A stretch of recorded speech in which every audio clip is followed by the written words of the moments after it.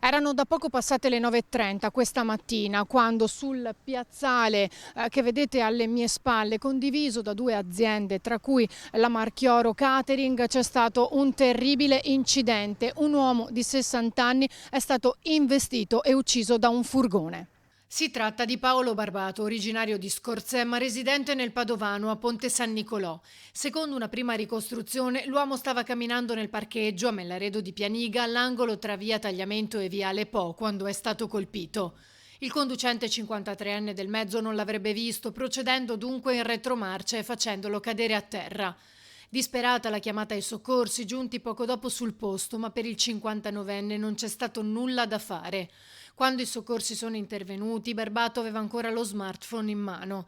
Sembra infatti che nel momento in cui è stato investito stesse parlando al telefono. Sul posto il sostituto procuratore di Venezia Gasparini e i tecnici dello Spisal dell'Ulstre insieme ai carabinieri di Dolo. L'area di sosta è condivisa dall'azienda di catering di Vigonza e quella adiacente di serigrafia identità SRL di cui la vittima era socio.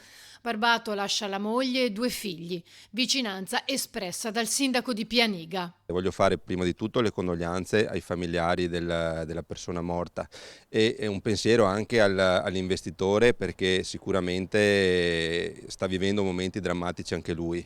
È un tragico incidente che lascia tutti sgomenti. Sicuramente lo Spisal, che è intervenuto sul posto, farà le valutazioni e andrà a capire se ci sono responsabilità di qualche tipo, di qualche genere, però in questo momento penso sia il momento proprio per fare silenzio e per pensare a chi sta soffrendo.